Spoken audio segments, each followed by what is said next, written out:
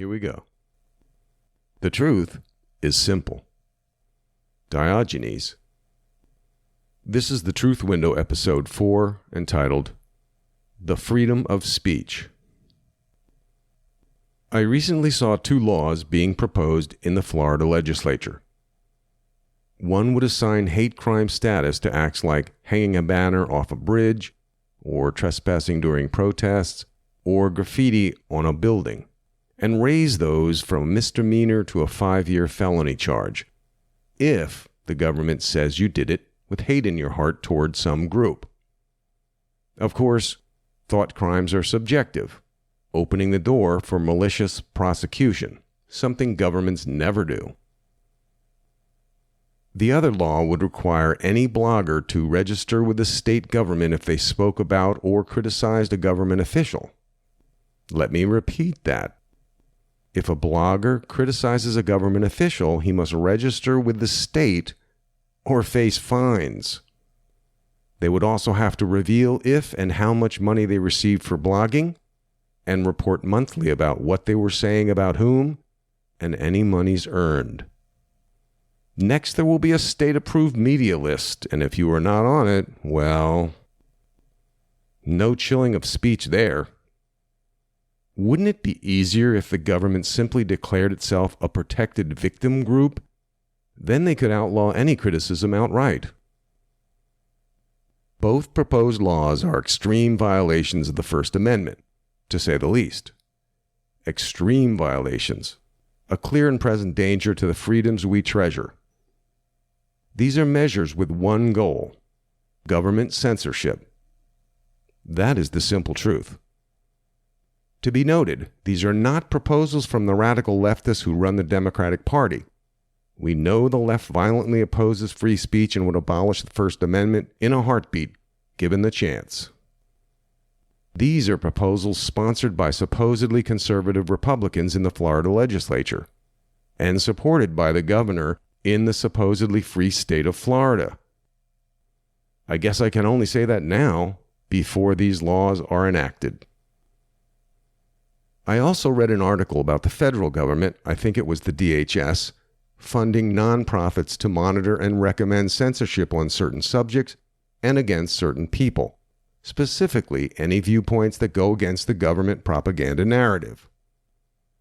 I'm sure my saying the government has a propaganda narrative will trigger a red flag somewhere. Oh well. They actually have lists of people and organizations to censor. This, too, is a severe First Amendment violation bent on destroying freedom of speech. Of course, we all know about the censorship that has been and is still currently being done on social media platforms and in the mainstream media.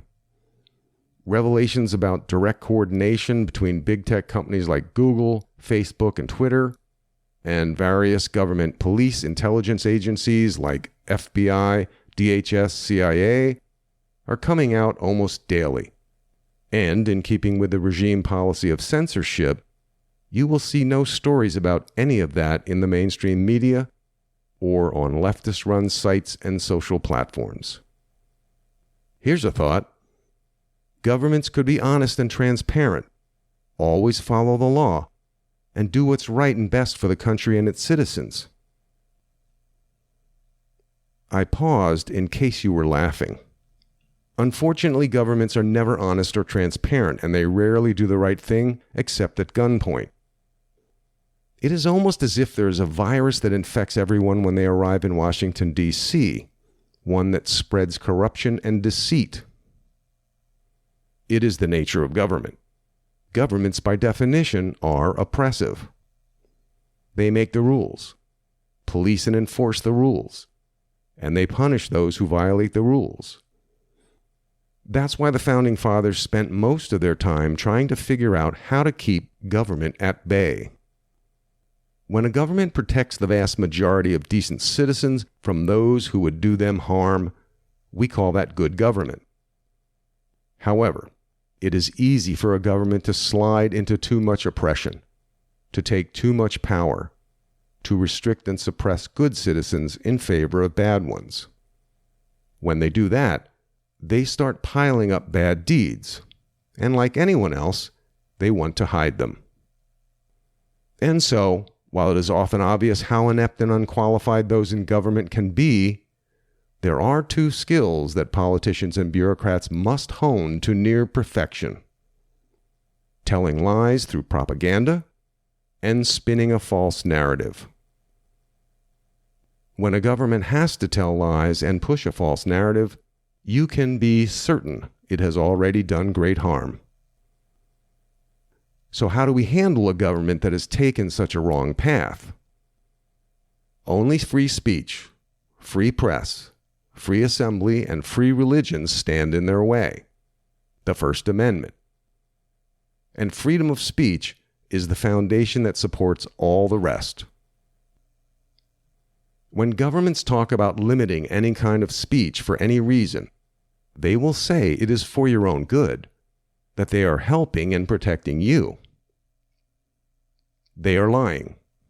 You can be sure they are not protecting you. They are protecting themselves, the government, from you. Don't get me wrong, there is bad speech, and there are bad ideas. We have all heard them. Bad. But the answer to bad speech and bad ideas is not censorship. It's more speech and more ideas. Free speech is a rare and powerful bird that cannot survive for long in a cage. Just as one can't be a little pregnant, free speech is an all or none proposition. There isn't a little free speech, or even mostly free speech. There aren't some places where free speech is allowed, while others are not. Free speech is all or none. Why is freedom of speech so important? The practical answer is that without it, every government is destined to fail. Sorry to say, there is no exception. But there is a more personal reason as well. We are, each one of us, as alive as we can communicate. That's why solitary confinement makes such a gruesome punishment. A society without free speech is little more than a prison. Free speech is like the air around us. Where it is, we can breathe.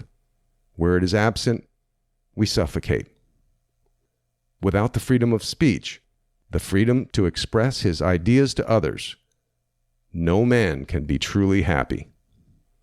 That is the simple truth. That's all for now. Thanks so much for listening.